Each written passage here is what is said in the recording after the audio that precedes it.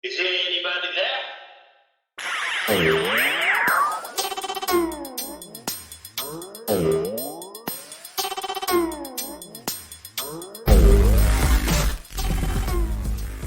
So I'm traveling throughout the Pacific Coast League with Tucson in the ensuing weeks, and what I found is Chihuahuas was the one that was always being brought up. People would say to me, they won't actually name the team the Chihuahuas, will they? What's up, Dad Hat Crew? Ed here, and welcome to part 2 of my conversation with Tim Hagerty, the voice of the El Paso Chihuahuas. That's right, one of the most iconic brands out there right now. You can argue it's really what catapulted the wacky designs in minor league baseball, right? But anyways, listen, we finished our conversation. We talked about his book that just came out, and what prompted him, how long did it take for him to write the book, the reason behind it, all that fun stuff. He also goes over some of the stories in the book.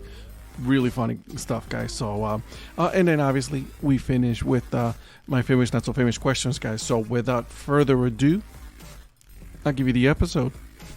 Let's talk about it, because you did something cool, and I told you this off air, but I'll say it. You wrote a book. It's called Tales from the Dugout: 1001 Humorous, Inspirational, and Wild Anecdotes from Minor League Baseball. First of all, 1001, that's amazing. There has to be a story as to why there was 1001. I have it. I ordered it through Amazon, but tell me why you decided to write the book. In addition to calling games, I've always loved baseball research and baseball history. That's been a hobby for a long time. And back in 2012, when researching something else, I found this newspaper clipping from 1888, and it was a Texas League game in Austin that got delayed when a wild bull ran on the field. What? And exactly, that was my reaction. I thought, well, I cover this stuff for a living, and I've never heard of this story. And that was kind of an introduction that there are so many stories out there that even the most passionate baseball fans don't know about. No, I didn't know that. Yeah, and what's great is these days with newspaper archives, old Spalding and Reach baseball guides are available online. I made a research trip to the Baseball Hall of Fame Library in Cooperstown. I would, if you're around an old-time scout, might ask them about their minor league days, if you're interviewing a manager or a player. So I just compiled the craziest things that have ever happened in minor league baseball games. And I tried to have a high threshold for that. Very few, if any, are baseball stats. That's not what this book is about. This book is about the bull running on the field, or a player being traded for a plate of beans. What? Yeah, back in 1930, Wichita Falls had this pitcher, and he wasn't performing well, and he had a bad attitude. And Wichita Falls is sick and tired of him. And when venting about this player to the San Antonio team president, San Antonio says, well, we actually need some pitching. We'll take him off your hands for you. So the Wichita Falls president says, over dinner, if you pay for my plate of beans, you can have him. So there was a pitcher traded for a plate of beans. That's the type of story that's that's the type of story that's in the book. And some more recent stories as well. Not all of them are old. Oh my God. That's like, all right. So you did your research and all that. Did you interview more broadcasters and players? What was the process of, because I'm sure it took you a while to really compile all of those stories and put it together in a book form. Yeah. In addition to using those sources I mentioned earlier and interviewing people, there was also a SABR member, Al Arrighi in Maryland, who happens to be my uncle. But one time when telling him about this project, he's retired, he got excited. He looked through a lot of old baseball books and sent me some great usable notes as well. So his name is right there on the dedication page as a research assistant. So the process... give him the title of research assistant. That's right. It took 10 years. I didn't work on it every day for 10 years, but it was an ongoing document for 10 years. And I had about 1,100 stories when I reached a point, okay, what's the format going to be? So the stories are quick. Yeah. Many of them are a couple of sentences. They have what I hope is a catchy headline above them, usually some sort of pun. The book has a lot of illustrations as well. So I had 1,100 stories. and had to determine what's going to be the format, how many stories. And one Mhm. day I saw my wife's cookbook and it said 1001 recipes. And I thought I like that number. A lot of books have that, 1001. Yeah. So I actually then had to trim down. And if two stories were similar, I'd merge them into one. I left some on the cutting room floor. But in 1907, there was a player who was arrested for using foul language on the field. And in the What? 1930s, there was an umpire who was arrested for using foul language on the field. So those two stories became one. And by the Yeah. way, yes, arrested, not ejected. They actually were Like the arrested. cops came, literally arrested him. Yes, foul language. You have Like to go to okay, court. the player. Okay, you replace the player. You know, you have another player that you can put. But an umpire, a lot of the times, is like, what are you going to do? You know? That's a really good point because in this time, there's only one umpire on the field. Yeah. Umpires come up a lot in my book. They were treated miserably. It was a rough time. That's one of the things I found with this book, that there's a perception that maybe old time baseball was gentlemanly and people were polite. It is absolutely not true at No, not all. even close. Players are vicious. They're fighting each other. They're punching umpires. There's descriptions of umpires having to literally run away from fans. One of them was on a streetcar in San Francisco after an old PCL game, and they were so upset at this guy, they began shaking the streetcar that he's What? in. It was it was Like, a all right, I'll get furious off the time. car. Just leave the people alone. One of the theories I heard was decades ago, many men especially were working laboring jobs. They're at Mhm. construction sites, they're in coal mines, and they're working 6 days a week. Only Sundays are off. And Uh-huh. this is not a time that you can walk into your boss and talk about your feelings. This is not a time that employees had as many rights as they do now. Right. So the ballpark was the one place you could go and shout at an authority figure and take out your anger at this umpire. So these poor Okay. umpires, I mean, this is before replay when probably a lot of their calls would have shown that they were actually right. If there was even a hint that they made a mistake, Yeah. I mean, fans are running on the field. So the umpire section might be my favorite of the sections in my book because uh, there were some crazy ejections as well. There was an organist who got ejected. There was a mascot who got ejected. We talk about that in the book. And you'll like this one. In 2002, at a New Jersey Cardinals game in the New York Penn League, a Brownie troop mom got so upset at the first base umpire, she hopped over the railing, ran on the field, and confronted this guy. A Brownie troop mom ran on the field. This mom is setting a great example. Exactly. Oh my god. That's Yeah, so she got ejected, and that got a lot of attention in 2002. That was sort of the funny newspaper article of the day across the country in 2002. I was like, you got ejected. Now you can't come back to the ballpark because you went over on the field. But it's funny, like, do people really think about it when they do come up on the field? Like, the repercussions of it, like, are you I don't sure you think want so. to do this? I mean, that woman, I don't know if she had been drinking or if somebody bet her to do this, but there's got to be a backstory. I There mean, has to be. yeah, I don't know, what would the word be? A sober, mild-mannered person just would never do that. No. Like, if I have one beer, I'm like, no, I'm still not gonna do this. This is not gonna help at all. Not gonna happen. I don't want to get fired. I don't want to become the news or anything like that. It's just bad idea overall, you know? Yes, no doubt.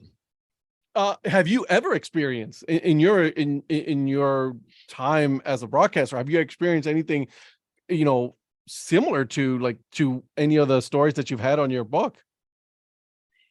Yes, there's about a dozen out of the 1001 stories that are from games that I was calling. Okay. 2015 here in El Paso, we had a wiener dog delay. I'm sorry. Yes, A, there was a wiener dog delay. yeah, your audience who works for minor league teams would love this. They'll like this story because they've probably been part of a promotion that goes awry. It was a between innings wiener dog race in front of the third base dugout, and there were lanes set up and everything. And four of the five dogs ran where they were supposed to, but the other one went rogue and began running all around the field.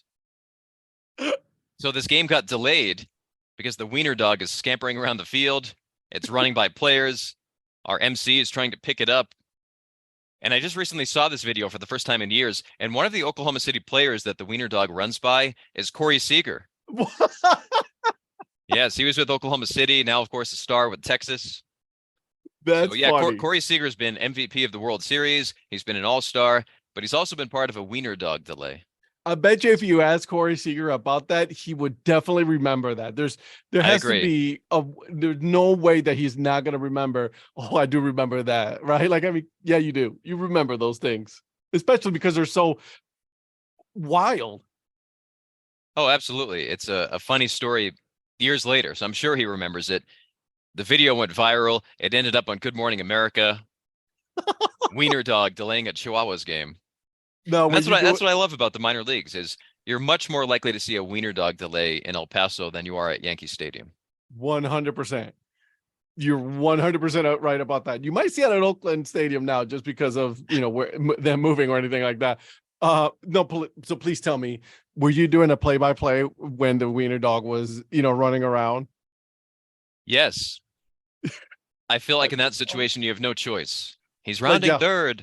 I can't remember what I say, but I here, tried to here he describe it like he comes. was a base runner. Yeah. That's awesome. Love it. Love it.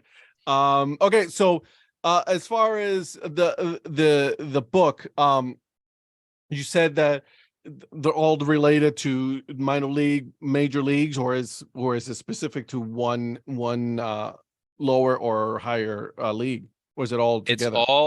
all minor leagues from Ah, even better. 1876 to the present day. So Oh, our wow, you went oldest as far as 1876, huh? yes, our oldest story in the book shows that promotions are not new to minor league baseball. In well, let me think about that. 1876 was the first year of the National League. 1877 was the first year of the National Association, which we now know as the minor leagues. So I believe the first story was 1877. Mm-hmm. I want to fact check myself there. We got to get this right. Um, Absolutely. but yeah, in 1877 in Wheeling, West Virginia, the minor league team there had a contest to see who could catch a greased pig. And if you caught the greased pig, you got to keep it. Oh my God.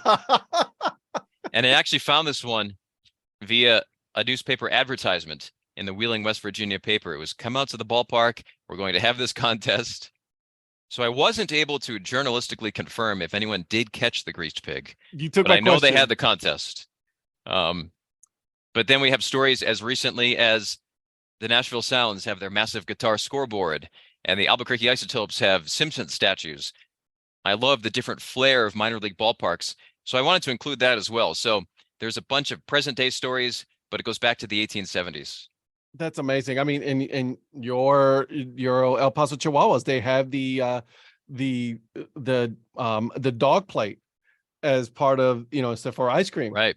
So I mean, it's some those quirky things about minor league baseball that just they're so much fun that you couldn't find it anywhere else but minor league baseball.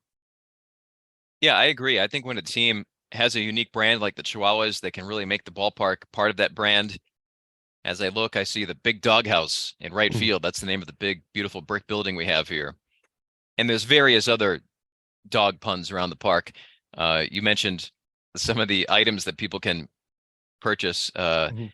You can buy a dog bowl to get your nachos in here. Oh, yes. And it's such a strong dog bowl that people use it for their dogs at home. That's always a popular item. And nachos is amazing as long as it comes with jalapenos. The spicier, the better. I love it.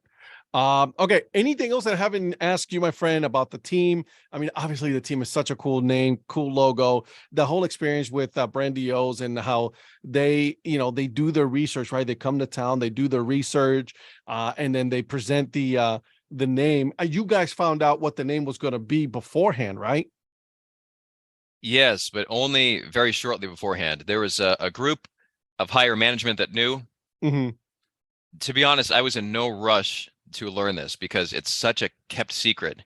Yeah. And luckily it did not get out. But there's such a fear that before the announcement, somebody who knows something might accidentally say something to somebody. And so because of that reason, I actually was totally fine. But I found out a couple of days before.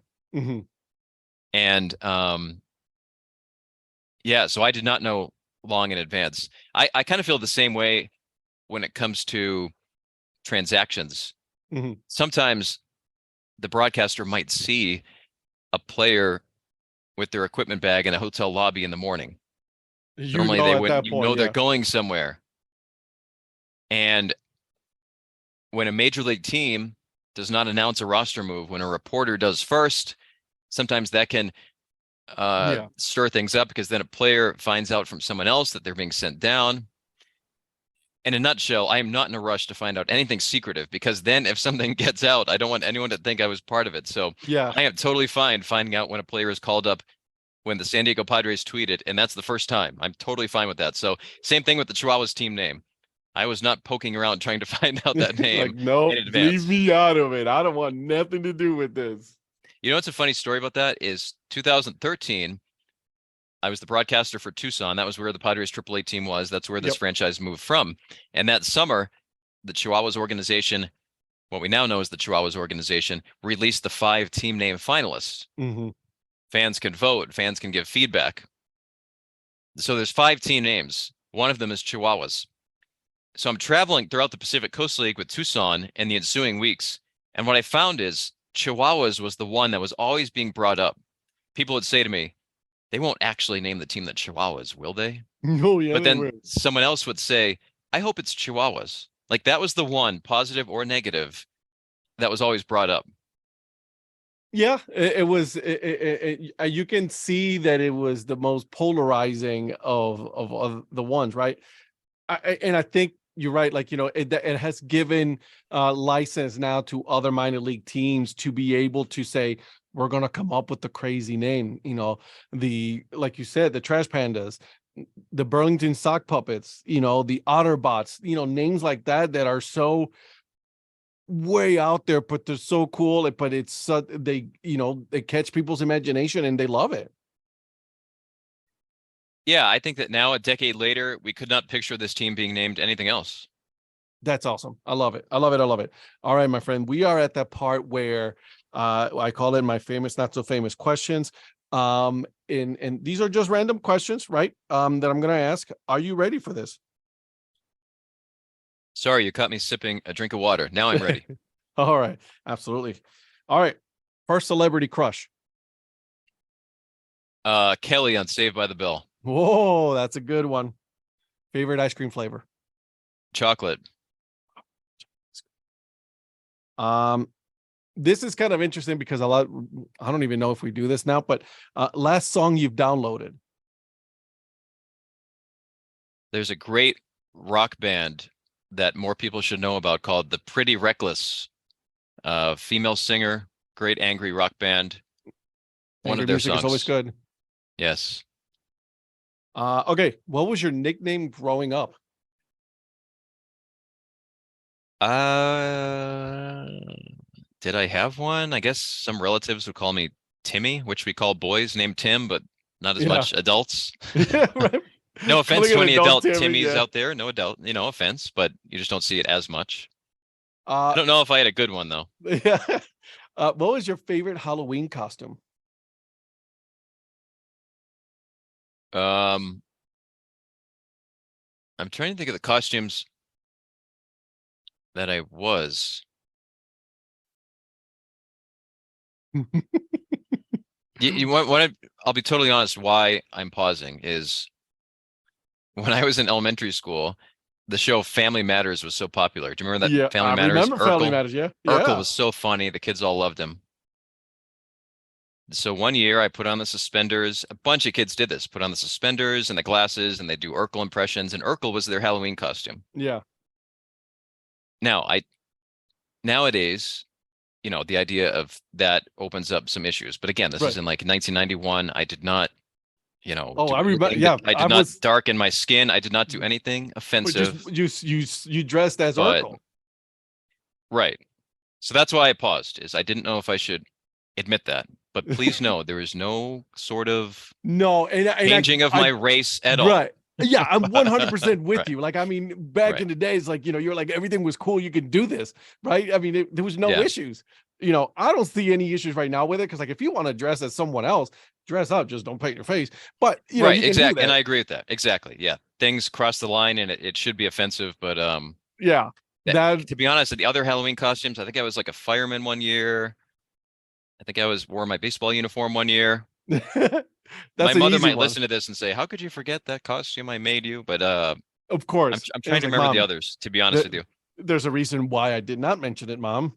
You made it. Okay, what color is your toothbrush? White and blue. There you go. Name one of the seven dwarfs. Sleepy? Oh, you know, that's a good one. Cake or pie? Cake. See, I'm a pie person. Although, don't Okay. get me wrong, I will tear me up some cake. No issues whatsoever there. My Okay. doctor recently, for the first time, told me I have to cut back on cholesterol. So, Oh, I was yeah, to be there. honest, I've had to cut back on candy and things like that. First time ever. Yeah, 42. I'm 41, about to be 42, and I was told by the doctor, I was like, "Hey, you got to cut some of that stuff, my friend. You Yep. can't do that anymore." I'm only a little bit younger than you, around the same age, and I recently turned 41 and recently got that message. Yeah, Yeah, isn't it fun? Oh yeah, I tons of know. fun. If you got a boat, what would be the boat's name? Um, wow. If I had a boat, what would the boat's name be? You know what I recently thought? Do you like Seinfeld? Yeah, That episode where George wants to name the hypothetical baby Seven? yeah, It actually isn't a terrible name. It's a nice word. Maybe that would be a good boat name. that would be a good boat name. Seven. Seven. Done. I like it. Worst job you've ever had? When I was in high school, I briefly worked at Honeydew Donuts. That's like a Boston area Hmm. donut place. I found making coffee really hard because I'm not a coffee drinker, and I especially wasn't in high school. So people would say, "Oh, little extra sugar." I don't know what that means, and it's Boston, so there's kind of like a little edge, like, hey, give me some extra honey and cream with that. It's like, I don't know what extra is. I'm just, So yeah, I think it was bad because I was really bad at it. I would get some complaints on too much ice, not enough ice. It's always that somebody's always going to complain. I am not a coffee drinker at all. Never liked the taste of it. I don't know why either. Me neither. My wife loves it. Me, the smell of it, good. Just can't taste it. Absolutely not. Okay. Two more questions, and then I promise I will leave you alone. Strangest thing you have ever eaten? Either alligator or moose. I've had alligator. I've had Yeah, I alligator. had I had alligator in Louisiana, and in Vermont had moose, which tasted better than I thought. I've had alligator and frog legs Mm, of all places in Arizona. okay. Go figure. Of all places, not somewhere in the south. When it was like by water or anything like that. It was there.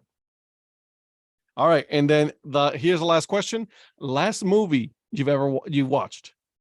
My wife and I watched the Air movie with Matt Damon about Nike and Michael Jordan, and it was Yeah, outstanding. It was great. it's on my list to watch. I want to watch it. Is Yep. that good? It was. It was one of those things where we both had work in the morning. It was getting late. It's getting to be 10:30, 10:40, and typically it's the time where we might pause the movie, watch the remaining 45 minutes later, but it was so good, we're like, no, we're going for it. We'll deal with it. We'll deal with tomorrow. Energy drinks for you, coffee for her. Right. Tim, thank you so much for doing this. I had an absolute blast. Where can people find you on any of the socials? I have Twitter, TD Hagerty. Thank you for ordering my new book. It's called Tales from the Dugout, 1001 Humorous, Inspirational, and Wild Anecdotes for Minor League Baseball. It's on sale on Amazon right now. And I will put the link to it so that way people can order it as Oh, well. thank you. Absolutely. Yeah, absolutely. Are you now part also of the new threads, or are you still Twitter only? I do not have threads. I wrote it down. I think some night in a hotel after a game I'll sign up, but just haven't had a chance to. But It's a wild world that yeah, we it's a live lot in, to my keep friend. up with. But I think if that becomes the new thing, I guess I should have a profile on there. There you go. Again, Tim, thank you so much. Like I said, I'll put all of the information, your social media stuff, the link for the book, so that way people can go out and support your book, and then also support the El Paso Chihuahuas. Buy a hat, buy a dad hat, for God's sakes, guys. Yes, I'd love the support on both. Great to meet you, Ed. I appreciate your passion. Love seeing your hats in the background. So I'm glad I could be on your show. I appreciate it. Thank you so much. I hope you guys enjoyed that episode with Tim. Make sure you guys are following him on Instagram. No, actually, I apologize. On Twitter. Okay, he's on Twitter. And then also make sure you guys are following the team, El Paso Chihuahuas. Go get yourself a dad hat. While you're at it, while you are buying that dad hat, right? That's right there on the website. Also, go on Amazon. Get yourself this book. It is awesome. I have it right here. It's actually in a box right now because I'm moving. But anyways, listen, you guys don't need to know any of that. I have it. Okay, I own it. Support another great person out there that's just doing big things. And also, if you don't mind, I would love for you guys to go ahead and give this podcast, give me a follow. I'll greatly appreciate that. And then give it 5 stars. 5 stars means I go up on the rankings. All right, so this week, the dad joke of the episode comes from my really good friend, Anna Di Tommaso. She has a great podcast, guys. You guys got to go and listen to it. The Baseball Bucket List podcast, okay? So she sent me, earlier in the week, she sent me this joke. And then, of course, I said, yeah, it's going on the show. I don't think she was intending it for that, but yeah, here it is. All right, here we go. This guy goes up to the zoo and sees a baguette. The zookeeper walks up and explains that it was bred in captivity. All right, guys. I'll go ahead and see myself out. And until then, guys, keep on grinding and always support minor leagues. See ya.